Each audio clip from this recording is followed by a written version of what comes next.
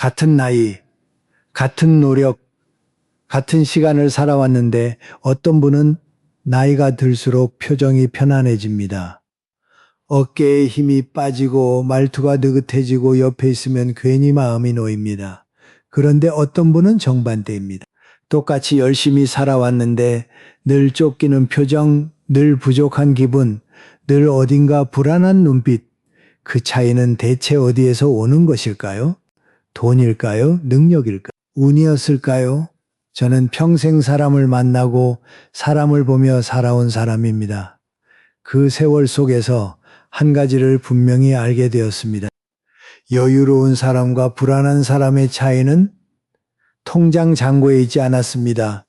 매일 아침 자기 자신을 어떻게 대하는가, 그 태도의 차이였습니다. 오늘 저는 옷 이야기를 하려 합니다. 하지만 패션 이야기가 아닙니다. 비싼 옷도 유행하는 옷도 남에게 보여주기 위한 옷도 아닙니다.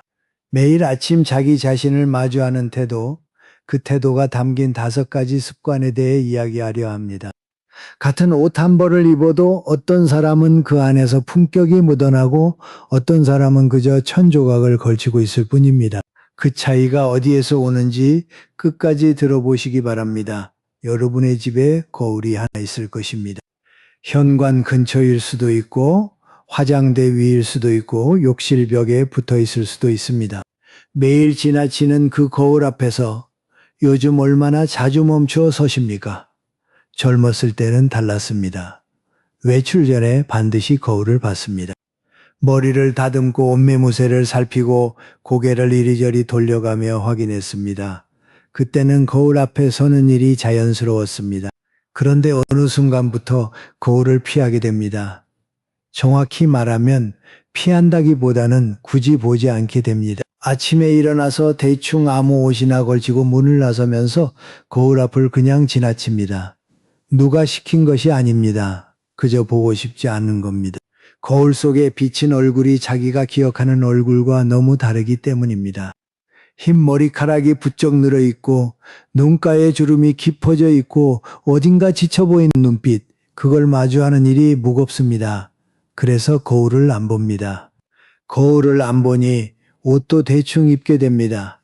옷을 대충 입으니 신발도 아무거나 신게 됩니다. 하나가 느슨해지면 전부 느슨해집니다.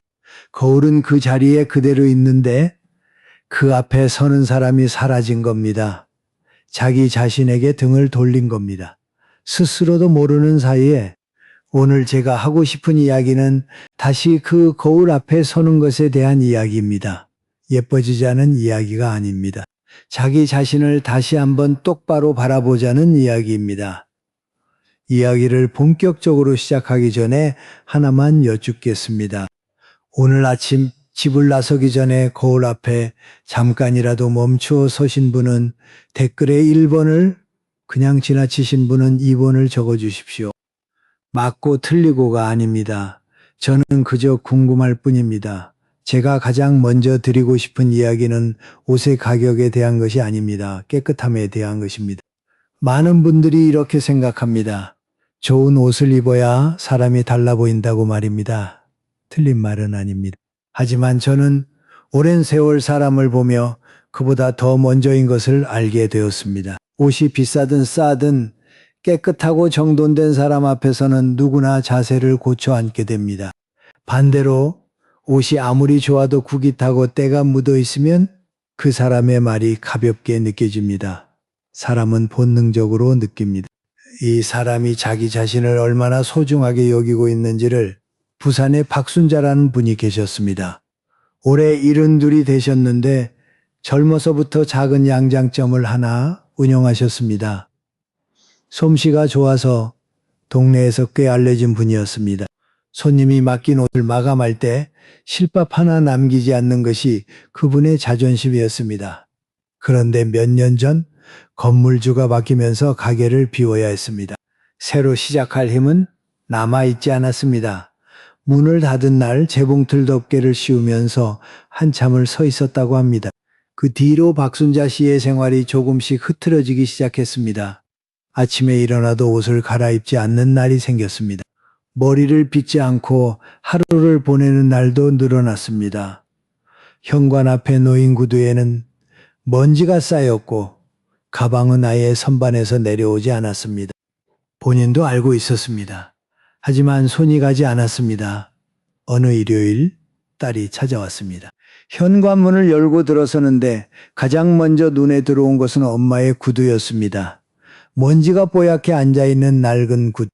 그 구두를 보는 순간 딸의 눈에 눈물이 고였다고 합니다. 아무 말도 하지 않았지만 박순자 씨는 딸의 시선이 어디를 향했는지 알았습니다. 그날 밤 박순자 씨는 오랜만에 구두를 꺼내 닦았습니다. 마른 수건으로 먼지를 털고 물수건으로 한 번 더 닦았습니다. 구두를 닦으면서 이상하게 마음이 조금씩 가라앉는 것을 느꼈다고 합니다. 다음 날 아침 거울 앞에 섰습니다. 머리를 빗고 깨끗한 옷으로 갈아입었습니다. 특별한 옷이 아니었습니다. 그냥 빨아서 잘 개어둔 평범한 옷이었습니다. 하지만 거울 속 자기 모습을 보는 순간 뭔가 달라진 기분이 들었다고 합니다. 그날 공원에 나갔는데 오랜만에 본 이웃이 이렇게 말했습니다. 오늘 좀 좋아 보이신다고, 표정이 밝아지셨다고 대단한 일을 한 것이 아닙니다. 구두를 닦았고 머리를 빗었고 깨끗한 옷을 입었을 뿐입니다. 하지만 그것만으로 달라졌습니다. 재미있는 점이 있습니다. 박순자 씨에게는 습관이 하나 있었습니다. 양장점을 할 때 늘 줄자를 말아서 앞치마 주머니에 놓고 다녔는데 가게를 닫은 뒤에도 그 줄자를 버리지 못했습니다. 지금도 외출할 때면 슬쩍 주머니에 넣고 나갑니다. 쓸 일은 없습니다. 그런데 주머니 속에서 손가락으로 만지면 마음이 놓인다고 했습니다. 자기가 뭔가를 잘 해왔던 시절의 감각이 손끝에 남아있는 거라고. 깨끗한 옷은 비싼 옷이 아닙니다. 깨끗한 옷은 나는 나 자신을 아직 포기하지 않았습니다라고 말없이 선언하는 옷입니다. 그리고 그 선언은 자기 자신에게 먼저 들립니다. 구두 이야기를 조금 더 하겠습니다. 한국 사람의 집에는 현관이라는 공간이 있습니다. 문을 열면 가장 먼저 보이는 곳. 그곳에 놓인 신발이 그 집의 첫 인상입니다. 가지런히 정리된 신발이 놓여 있으면 집 안까지 들어가 보지 않아도 이 집은 괜찮구나 하는 느낌이 듭니다. 반대로 신발이 이리저리 흩어져 있고 먼지가 쌓여 있으면 어딘가 불안한 기운이 느껴집니다. 현관 앞 구두는 그 사람의 책 첫 페이지와 같습니다. 첫 페이지가 정돈되어 있으면 다음 장도 읽고 싶어집니다. 가방도 마찬가지입니다. 가방 속이 어지러운 사람은 대개 마음속도 어지러운 경우가 많습니다. 영수증이 쌓여 있고 쓰지 않는 물건이 뒤섞여 있으면 필요한 것을 찾을 때마다 짜증이 납니다. 그 작은 짜증이 하루를 거칠게 만듭니다. 한 가지 제안을 드리겠습니다. 아침에 집을 나서기 전 5분만 자기 자신에게 쓰십시오. 거울 앞에 30초 서서 머리가 괜찮은지, 옷깃이 바른지 한 번만 살핍니다. 구두를 가볍게 한 번 털거나 닦습니다. 가방을 열어 필요 없는 것을 하나 꺼냅니다. 이것이 전부입니다. 5분이면 됩니다. 바쁘시면 3분이라도 좋습니다. 이것은 남에게 잘 보이기 위한 시간이 아닙니다. 매일 아침 자기 자신에게 인사하는 시간입니다. 이제 조금 더 깊은 이야기로 들어가겠습니다. 깨끗함이 기본이라면 그 다음에 올라오는 질문이 있습니다. 그렇다면 어떤 옷을 입어야 할까? 많은 분들이 이 질문 앞에서 같은 방향으로 빠집니다. 좋은 옷, 비싼 옷, 남들이 알아봐주는 옷을 입어야 한다는 방향으로 말입니다. 저는 이것이 사람을 가장 위험하게 만드는 생각 중 하나라고 봅니다. 비싼 옷을 입어야 무시당하지 않는다. 이 말 한 번쯤 들어보셨을 것입니다. 어쩌면 스스로 그렇게 생각하신 적도 있을 것입니다. 하지만 이것은 자존심이 아닙니다. 불안의 표현입니다. 남이 나를 어떻게 볼까 하는 두려움이 옷값으로 나타나는 것입니다. 서울 남대문 시장에서 30년 넘게 장사를 하신 최명이라는 분이 계셨습니다. 올해 67이 되셨습니다. 매일 새벽 4시에 시장에 나가서 해가 질 때까지 서서 일하는 분이었습니다. 손이 크고 목소리가 시원해서 단골이 많았습니다. 그런데 몇 년 전부터 주변 상인들 사이에 바람이 불었습니다. 장사로 돈을 좀 벌었다 싶은 사람들이 하나둘 명품 가방을 들고 다니기 시작했습니다. 금색 장식이 달린 가방, 로고가 큼직하게 박힌 지갑, 모임에 나가면 서로 어디 것이냐고 물었습니다. 최명희 씨는 처음에는 별 관심이 없었습니다. 그런데 어느 날 모임 자리에서 한 친구가 이렇게 말했습니다. 명희야, 너는 아직도 그 가방 들고 다니니? 장사 잘 되잖아. 하나 장만하지 그래. 그 한마디가 마음에 꽂혔습니다. 무시당하는 것 같았습니다. 다음 주에 백화점에 갔습니다. 한 달 벌이에 가까운 돈을 주고 가방을 하나 샀습니다. 그 가방을 들고 모임에 나갔을 때 사람들이 알아봐 주었습니다. 기분이 좋았습니다. 그런데 그 기분은 오래가지 않았습니다. 다음 모임 때 다른 친구가 더 비싼 가방을 들고 왔습니다. 다시 뒤처진 기분이 들었습니다. 그래서 또 샀습니다. 옷, 비싼 화장품도 드렸습니다. 3년이 지났습니다. 어느 날 밤 가게 문을 닫고 혼자 앉아서 장부를 폈습니다. 숫자를 보는데 손이 떨렸습니다. 카드값이 매달 쌓여 있었습니다. 장사는 나쁘지 않았는데 남는 돈이 없었습니다. 전부 체면을 유지하는데 새어나가고 있었습니다. 잠깐 여기서 한번 생각해 보십시오. 지금 여러분의 옷장 안에 남에게 보여주려고 산 옷이 몇 벌이나 됩니까? 입을 때 마음이 편한 옷이 아니라 남이 봤을 때 괜찮아 보이려고 고른 옷 말입니다. 괜찮습니다. 천천히 떠올려 보셔도 됩니다. 최명희 씨는 그날 밤 오래 앉아 있었습니다. 그리고 다음 날 조용히 결심했습니다. 명품 가방을 전부 정리했습니다. 중고로 넘길 수 있는 것은 넘기고 나머지는 지인에게 나누어 주었습니다. 옷장에서 무리해서 산 옷들을 하나씩 꺼냈습니다. 그리고 예전처럼 깨끗하게 빨아입은 흰 남방과 편한 바지로 돌아갔습니다. 처음에는 주변에서 수군거렸습니다. 명희가 장사가 안 되나 보다. 형편이 어려워졌나 보다. 하지만 최명희 씨는 신경 쓰지 않았습니다. 1년이 지났을 때 그 모임에서 빚이 없는 사람은 최명희 씨뿐이었습니다. 제비 있는 것은 이것입니다. 최명희 씨에게는 어머니가 물려준 손수건이 하나 있습니다. 20살 때 어머니가 직접 이니셜을 수놓아준 하얀 손수건. 값으로 치면 아무것도 아닙니다. 하지만 최명희 씨는 그 손수건을 40년이 넘도록 빨고 다려서 가지고 다닙니다. 이유를 물었더니 이렇게 말했습니다. 이건 돈 주고 살 수 있는 게 아니에요. 이제 아무도 이런 걸 만들어줄 사람이 없으니까 그 손수건 한 장에 담긴 것은 천의 가치가 아닙니다. 시간의 가치입니다. 그리고 그 시간을 소중히 여기는 태도, 그것이 진짜 품격입니다. 옛날 중국의 노자라는 분이 이런 말을 남겼습니다. 족한 줄 아는 사람이 참으로 부유한 사람이다.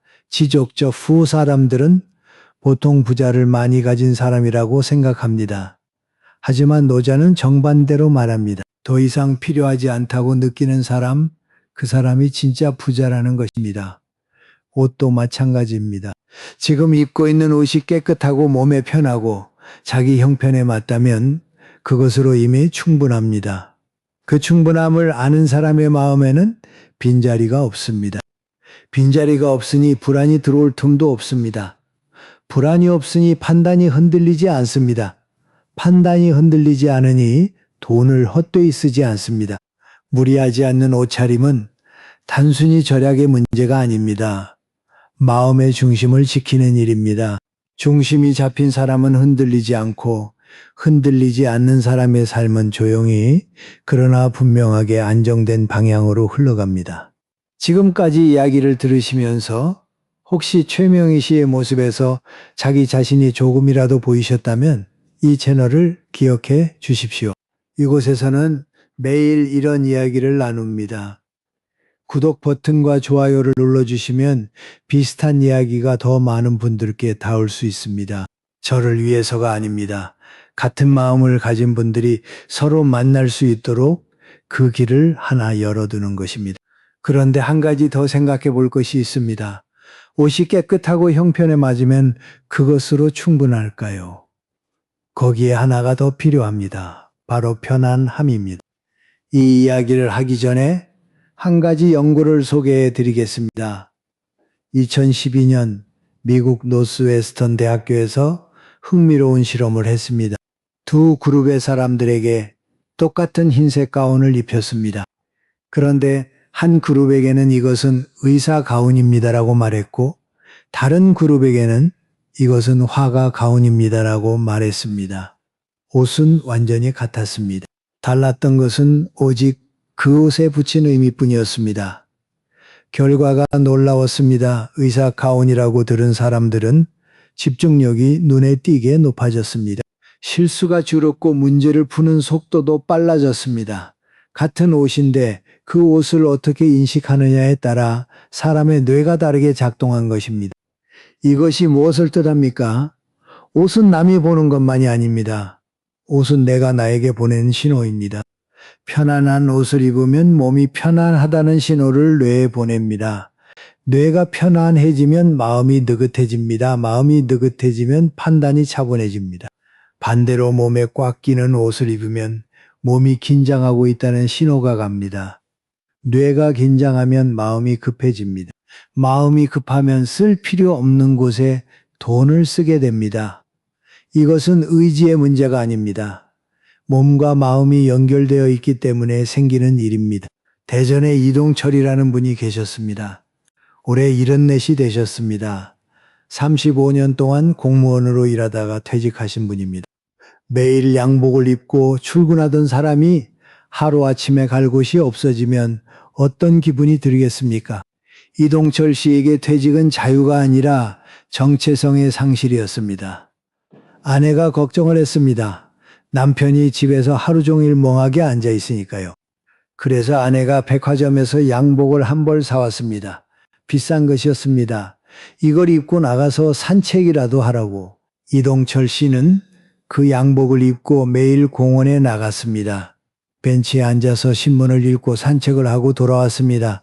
겉으로 보면 나름 괜찮아 보였습니다. 하지만 속사정은 달랐습니다. 양복상의 단추를 채우면 가슴이 답답했습니다. 바지가 허리를 졸라매니 앉아 있어도 편하지 않았습니다. 어깨에 늘 힘이 들어가 있었고 등이 뻣뻣했습니다. 공원에서 돌아오면 현관문을 열자마자 가장 먼저 하는 일이 양복 상의를 벗어 던지는 것이었습니다. 그때야 비로소 숨이 쉬어졌다고 합니다. 그런데 이동철 씨 본인은 그것을 불편함이라고 인식하지 못했습니다. 남자는 양복을 입어야 한다. 퇴직했어도 격식은 지켜야 한다. 이런 생각이 너무 깊이 배어 있었기 때문입니다. 변화는 뜻밖의 순간에 찾아왔습니다. 어느 일요일 6살짜리 손자가 놀러 왔습니다. 손자가 할아버지 손을 잡고 공원으로 뛰어나가려 했습니다. 그런데 이동철 씨는 따라갈 수 없었습니다. 양복 바지가 너무 꽉 끼어서 뛰는 자세가 나오지 않았습니다. 손자가 고개를 돌려 바라봤습니다. 할아버지 왜 안 와요? 그 한마디가 이동철 씨의 마음을 흔들었습니다. 그날 오후 이동철 씨는 양복을 벗고 면바지와 부드러운 면셔츠를 입었습니다. 입는 순간 어깨가 내려갔고 가슴이 트였습니다. 손자의 손을 잡고 공원을 걸었습니다. 걸으면서 이상하게도 오랜만에 주변이 눈에 들어왔다고 합니다. 나뭇잎이 바람에 흔들리는 것, 벤치에 앉아있는 노부부, 강아지를 산책시키는 아이, 그동안은 양복에 갇혀서 주변을 볼 여유가 없었던 겁니다. 그날 저녁 이동철 씨가 아내에게 이렇게 말했습니다. 나는 2년 동안 사람들한테 보여주려고 옷을 입고 있었어. 오늘 처음으로 나를 위해 입었다. 편안한 옷이란 헐렁하고 흐트러진 옷을 말하는 것이 아닙니다. 몸을 조이지 않으면서도 단정함을 잃지 않는 옷입니다. 숨을 쉴 때, 가슴이 막히지 않고 걸을 때, 다리가 당기지 않고 앉았을 때 허리가 눌리지 않는 옷. 그런 옷은 사람을 조용히 자유롭게 만듭니다. 비유를 하나 들어보겠습니다. 베란다에 화분이 하나 있다고 생각해 보십시오. 작은 화분에 큰 나무를 심으면 뿌리가 갈 곳이 없습니다. 물을 줘도 흙이 모자라고 햇빛을 줘도 자랄 공간이 없습니다. 잎이 누렇게 변하고 줄기가 가늘어집니다. 그런데 화분을 한 사이즈만 크게 바꿔줘도 놀라운 일이 벌어집니다. 뿌리가 뻗기 시작하고 잎에 윤기가 돌고 줄기가 단단해집니다. 사람도 마찬가지입니다. 옷이 몸을 조이면 마음도 조여듭니다. 옷에 여유를 한 뼘만 주면 마음에도 여유가 한 뼘 생깁니다. 그 한 뼘의 여유가 하루의 판단을 바꾸고 하루의 판단이 쌓이면 1년의 삶이 달라집니다. 지금 입고 계신 옷이 혹시 어딘가 불편하지는 않으십니까? 어깨가 당기거나 허리가 답답하거나 숨이 얕아지는 느낌은 없으십니까? 만약 그렇다면 내일 아침 한 번만 바꿔보십시오. 몸이 편해지는 순간 마음도 따라서 풀어지기 시작할 것입니다. 여기까지 오시면서 이런 생각이 드신 분이 있을 것입니다. 깨끗하게 입는 것도 알겠고, 무리하지 않는 것도 알겠고, 편안하게 입는 것도 알겠는데, 그러면 지금 옷장에 가득 차 있는 그 옷들은 어떻게 하란 말입니까? 맞습니다. 새로운 옷을 이야기하기 전에 먼저 마주해야 할 것이 있습니다. 지금 옷장 안에 이미 있는 것들입니다. 여러분의 옷장을 한번 떠올려 보십시오. 문을 여는 순간 어떤 모습입니까? 옷이 가득 걸려 있는데 정작 오늘 입을 옷은 없다. 이런 경험 한 번쯤 있으시지 않습니까? 옷장이 꽉 차 있다는 것은 옷이 많다는 뜻이 아닙니다. 버리지 못한 것이 많다는 뜻입니다. 3년 전에 사놓은 피스가 있습니다. 한번 입고 어울리지 않아서 다시 넣어뒀습니다. 언젠가 입겠지 하고 남겨둔 재킷이 있습니다. 살이 빠지면 입으려고 아껴둔 바지가 있습니다. 돌아가신 남편의 외투가 있습니다. 아이들이 두고 간 교복이 있습니다. 하나하나의 이유가 있고 하나하나의 마음이 붙어 있습니다. 그래서 버리지 못합니다. 하지만 한 가지만 여쭙겠습니다. 그 옷들을 마지막으로 꺼내 입은 것이 언제입니까? 1년 전입니까? 3년 전입니까? 기억이 나지 않으십니까? 입지 않는 옷은 옷이 아닙니다. 짐입니다. 버리면 아깝다. 언젠가 입을 수 있다. 이 말은 물건에 대한 이야기처럼 들리지만 사실은 마음에 대한 이야기입니다. 지나간 것을 놓지 못하는 마음, 아직 오지 않은 것에 매달리는 마음. 그 마음이 옷장을 무겁게 하고 옷장이 무거우면 아침이 무겁습니다. 광주에 윤정숙이라는 분이 계셨습니다. 올해 69이 되셨습니다. 남편을 여의고 혼자 사신 지 4년이 넘었습니다. 윤정숙 씨의 방에는 3단 옷장이 하나 있었습니다. 문을 열면 옷이 빽빽하게 들어차 있었습니다. 맨 위 칸에는 남편이 입던 외투가 걸려 있었습니다. 그 옆에는 남편의 검은 양복이 있었습니다. 가운데 칸에는 아들이 대학 때 두고 간 후드티와 딸의 스카프가 섞여 있었습니다. 아래 칸에는 윤정숙 씨 자신의 옷이 있었는데 15년 넘게 입지 않은 원피스부터 지금은 맞지 않는 치마까지 전부 쌓여 있었습니다. 매일 아침 옷장 문을 열었습니다. 그리고 매일 아침 똑같은 일이 반복되었습니다. 한참을 서서 바라보다가 결국 손이 가는 것은 항상 같은 옷이었습니다. 어제 입었던 그 옷, 그러고는 옷장 문을 닫았습니다. 옷장을 여는 시간이 하루 중 가장 무거운 시간이었다고 합니다. 어느 날 윤정숙 씨가 결심을 했습니다. 정리를 하겠다고. 한꺼번에 하면 감당이 안 될 것 같아서 매일 3벌에서 5벌씩만 꺼내기로 했습니다. 첫날은 쉬웠습니다. 분명히 입지 않을 옷, 사이즈가 맞지 않는 옷, 그런 것들은 망설임 없이 꺼낼 수 있었습니다. 하지만 사흘째 되는 날 손이 멈추었습니다. 남편의 외투 앞에서. 그 외투는 남편이 겨울마다 입던 것이었습니다. 카키색 두꺼운 코트, 깃부분이 약간 해져 있었고 주머니에는 아직도 남편이 넣어두었던 사탕 봉지의 흔적이 남아 있었습니다. 윤정숙 씨는 그 외투를 안고 한참을 울었다고 합니다. 버려야 한다는 걸 알고 있었습니다. 하지만 버리면 남편이 더 멀어지는 것 같았습니다. 그래도 접었습니다. 울면서 접어서 봉투에 넣었습니다. 이런 경험 여러분도 한 번쯤은 있으시지 않습니까? 버려야 한다는 걸 알면서도 손이 가지 않는 물건. 그 물건이 무거운 게 아닙니다. 그 안에 담긴 시간이 무거운 겁니다. 이 주일이 지났습니다. 옷장에는 15에서 20벌 정도만 남았습니다. 문을 열었을 때 옷 사이로 공간이 보였습니다. 그 공간을 보는 순간 윤정숙 씨는 이상한 기분이 들었다고 합니다. 가슴이 뻥 뚫린 느낌, 몇 년 만에 처음 느껴보는 가벼움. 아침에 옷을 고르는 시간이 10분에서 2분으로 줄었습니다. 눈에 바로 보이니까 손이 바로 갑니다. 고르는데 에너지를 쓰지 않으니 아침이 가벼워졌습니다. 아침이 가벼우니 하루가 달라졌습니다. 윤정숙 씨가 이렇게 말했습니다. 옷장을 비우고 나니까 방 안이 넓어진 것 같아요. 아니, 방이 넓어진 게 아니라 제 마음이 넓어진 거예요. 한 가지 이야기를 더 하겠습니다. 윤정숙 씨는 남편의 외투는 보냈지만 한 가지는 보내지 않았습니다. 남편이 겨울마다 목에 두르던 회색 목도리, 그것만은 옷장 구석에 걸어두었습니다. 입지 않습니다. 그냥 가끔 손으로 만져봅니다. 부드러운 감촉이 손끝에 닿으면 남편이 옆에 있는 것 같다고 했습니다. 전부 버리라는 이야기가 아닙니다. 마음이 가는 것 하나만 남기고 나머지는 놓아주라는 이야기입니다. 김장을 담그실 때를 떠올려 보십시오. 새 김치를 담그려면 독을 비워야 합니다. 묵은 김치가 가득 찬 독에 새 김치를 넣을 수는 없습니다.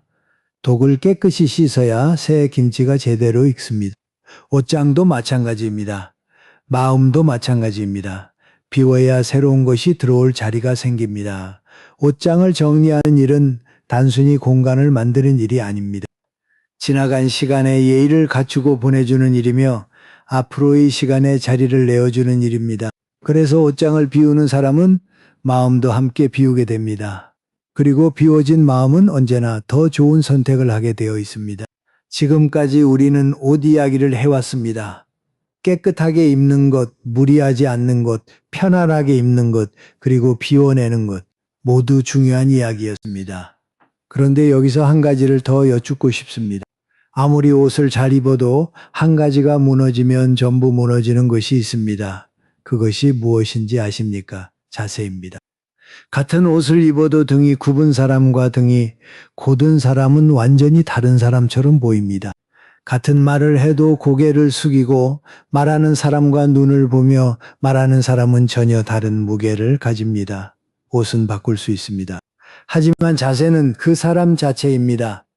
저는 오랜 세월 사람을 만나며 이 사실을 수없이 확인했습니다. 첫 만남에서 신뢰를 주는 사람들의 공통점은 옷이 좋아서가 아니었습니다. 걸어 들어오는 모습에서 이미 결정이 나 있었습니다. 등이 곱고 시선이 흔들리지 않고 발걸음에 망설임이 없는 사람, 그런 사람 앞에서는 자기도 모르게 자세를 고쳐 앉게 됩니다. 그렇다면 자세가 좋은 사람은 타고난 것일까요? 자신감이 있어서 자세가 바른 것일까요? 흥미로운 사실이 있습니다. 하버드 대학교에서 진행된 연구에서는 이 질문에 대해 반대의 답을 내놓았습니다. 자신감이 있어서 자세가 바른 것이 아니라 자세를 바르게 하면 자신감이 생긴다는 것입니다. 실험은 단순했습니다. 한 그룹에게는 2분 동안 허리를 펴고 어깨를 열고 서 있게 했습니다. 다른 그룹에게는 같은 시간 동안 어깨를 움츠리고 몸을 웅크리게 했습니다. 2분 뒤 두 그룹 모두에게 같은 질문을 했습니다. 지금 기분이 어떻습니까? 결과는 분명했습니다. 허리를 펴고 서 있었던 사람들이 스스로 더 자신감을 느낀다고 보고했습니다. 2분입니다. 고작 2분 동안 서 있는 방식을 바꿨을 뿐인데 마음이 달라진 겁니다. 이것이 무엇을 뜻합니까? 우리는 보통 마음이 먼저이고 몸이 따라간다고 생각합니다. 기분이 좋으면 자세가 펴지고 기분이 나쁘면 어깨가 처진다고 말입니다. 맞는 말입니다. 하지만 반대도 사실입니다. 몸이 먼저 바뀌면 마음도 따라서 바뀝니다. 자세는 마음의 결과이기도 하지만 마음의 원인이기도 한 것입니다. 그래서 저는 이렇게 말하고 싶습니다. 자세는 남에게 보여주는 것이 아닙니다. 자기 자신에게 보내는 신호입니다. 등을 펴는 순간 몸이 뇌에게 이렇게 말합니다. 나는 아직 괜찮다. 나는 아직 여기 서 있다. 나는 아직 포기하지 않았다. 아무도 들어주지 않아도 괜찮습니다. 몸이 먼저 말해주면 뇌가 알아서 듣습니다. 인천에 신혜란이라는 분이 계셨습니다. 올해 76이 되셨습니다. 신혜란 씨는 3년 전 고관절 수술을 받았습니다.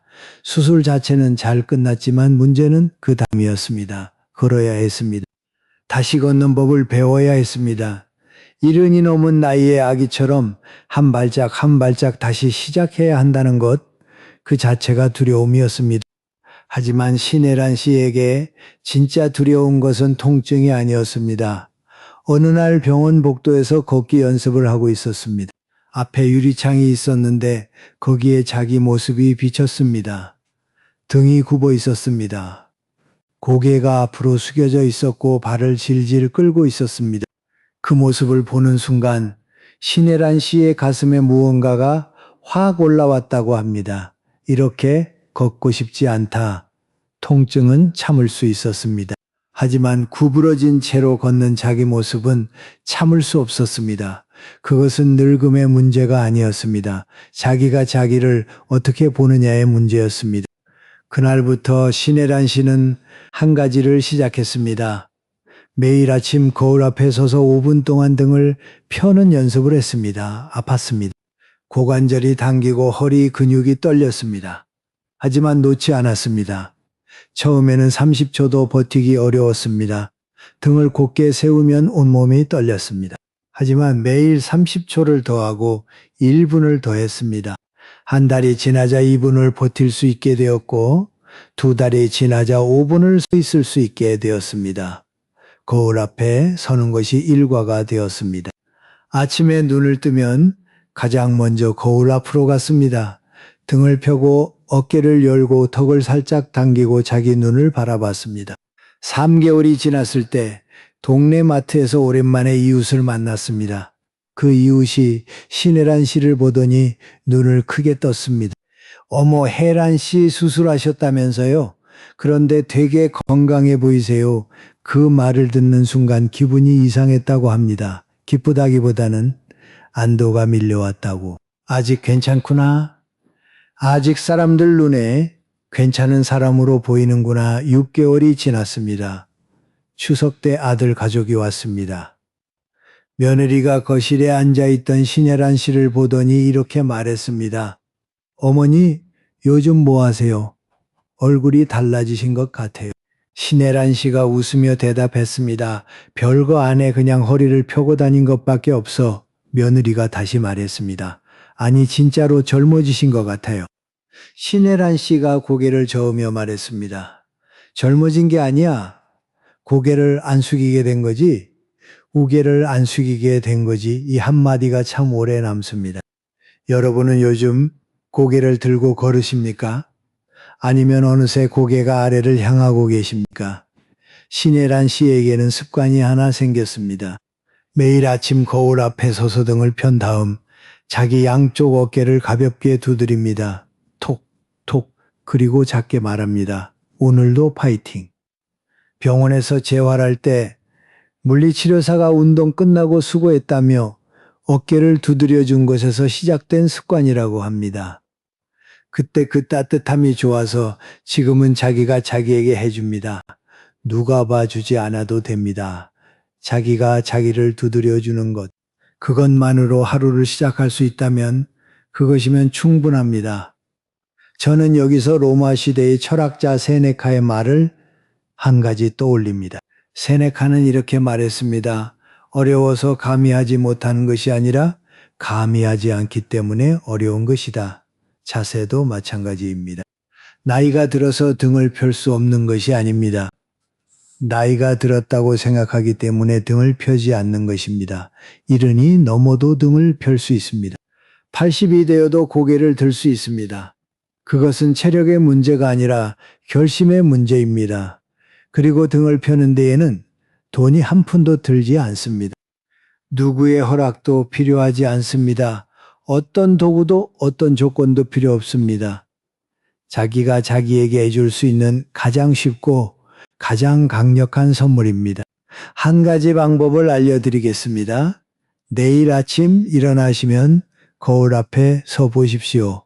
3분이면 됩니다. 바쁘시면 2분이라도 좋습니다.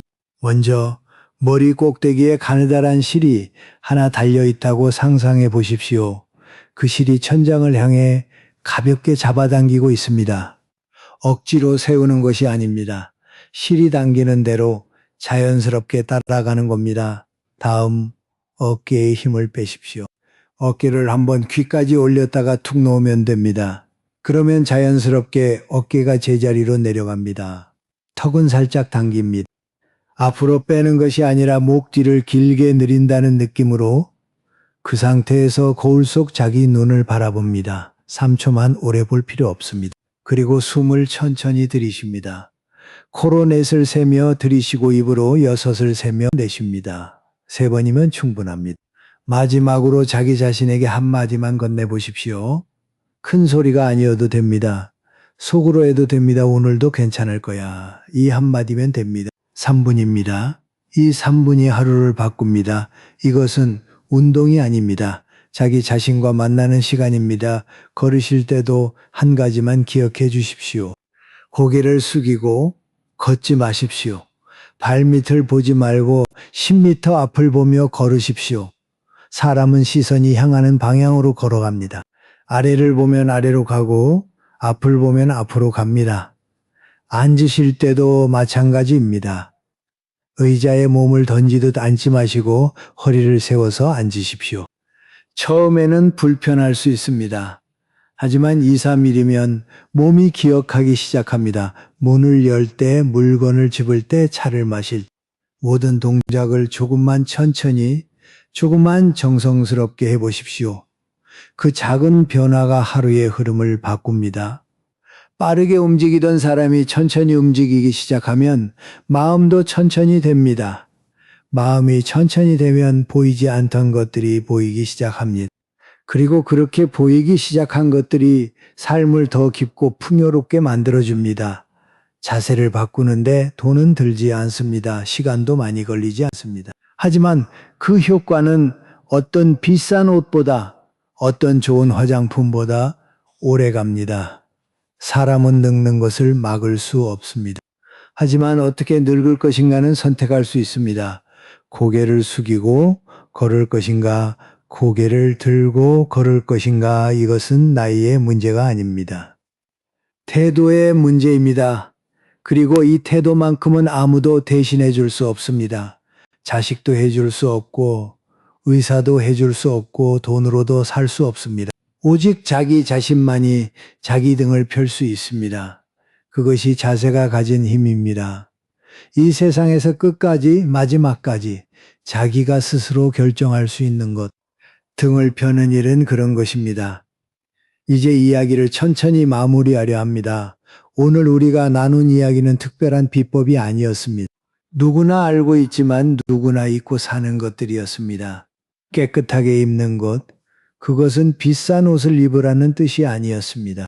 나는 나 자신을 아직 포기하지 않았다는 말 없는 선언이었습니다. 현관 앞 구두를 닦는 일, 가방 속을 정리하는 일, 거울 앞에 서서 옷매무새를 살피는 일, 그 5분이 하루의 첫 문장을 쓰는 시간이었습니다. 무리하지 않는 것, 그것은 절약하라는 뜻이 아니었습니다. 남의 시선에 흔들리지 않는 마음을 지키라는 뜻이었습니다.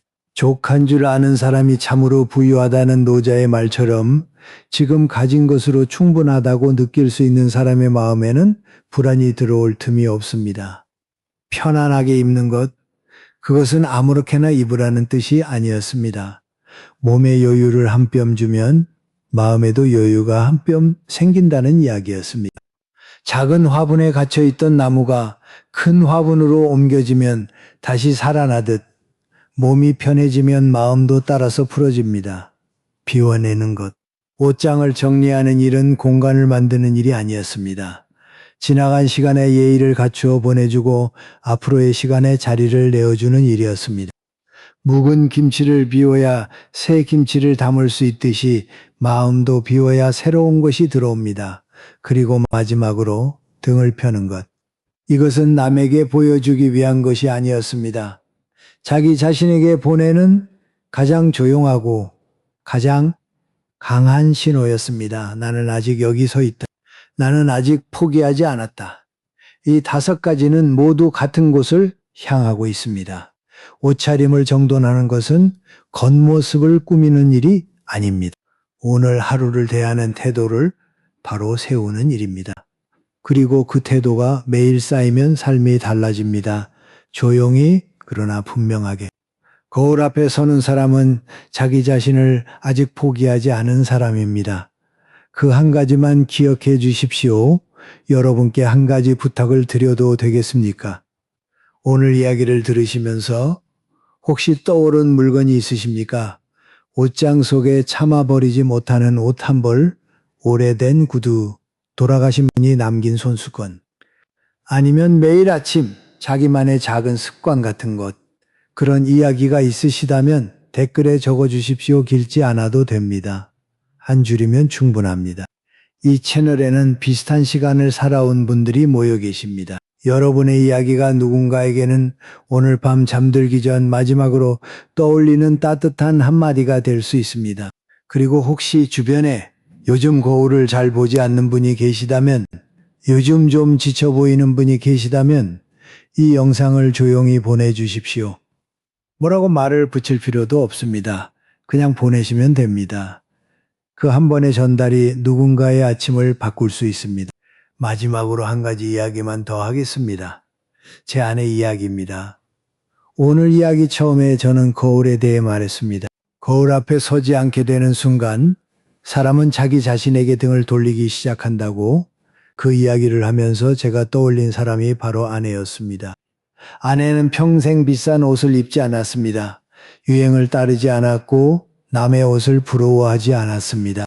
이웃이 새 옷을 장만해도 따라 사는 법이 없었고 누가 뭘 가졌든 비교하는 법이 없었습니다. 하지만 매일 아침 딱 한 가지를 빠뜨리지 않았습니다. 거울 앞에 서는 것. 외출하기 전에 거울 앞에 서서 옷깃을 바로잡고 머리카락을 쓸어 올리고 자기 모습을 한번 살폈습니다. 화장을 하는 것도 아니었습니다. 오래 서 있는 것도 아니었습니다. 1분도 안 되는 시간이었습니다. 하지만 그 1분을 50년 가까이 한 번도 거르지 않았습니다.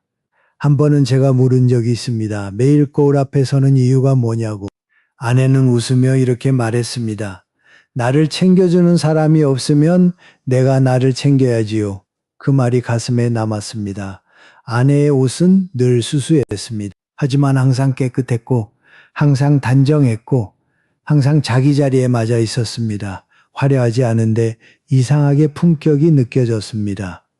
그 품격은 옷에서 나온 것이 아니었습니다. 매일 아침 자기 자신을 돌보는 그 조용한 태도에서 나온 것이었습니다. 제가 사업으로 힘든 시기를 겪을 때 아내는 한 번도 불안을 키우지 않았습니다. 소리를 높이거나 조급해하지 않았습니다. 아침에 똑같이 거울 앞에 서고 똑같이 옷을 정돈하고 똑같이 하루를 시작했습니다. 그 흔들리지 않는 모습이 저를 지탱해 주었습니다. 그 안정이 가정의 안정이 되었고 가정의 안정이 결국 삶 전체의 버팀목이 되었습니다. 아내에게서 저는 한 가지를 배웠습니다. 사람을 지키는 것은 거창한 것이 아닙니다. 매일 아침 거울 앞에 서서 자기 자신에게 1분을 쓰는 것. 그 작은 습관이 마음을 지키고 마음이 지켜지면 삶이 지켜집니다. 여러분은 오늘 하루 자기 자신에게 몇 분을 쓰셨습니까? 가만히 눈을 감아 보십시오. 오늘 아침 거울 속에 비친 자기 자신에게 한마디 건네셨습니까? 아직 안 하셨다면 오늘 밤 주무시기 전에 한번 해보십시오. 수고했다는 그 한마디면 충분합니다. 여러분은 충분히 오래 달려오셨습니다. 충분히 많은 것을 감당해 오셨습니다. 이제는 남을 위해서가 아니라 자기 자신을 위해 거울 앞에 서 주십시오. 내일 아침 거울 앞에 서실 때 기억해 주십시오. 그 거울 속의 사람은 아직 충분히 아름다운 사람입니다. 저는 내일도 모레도 이 자리에서 여러분을 기다리고 있겠습니다. 오늘도 들어주셔서 고맙습니다.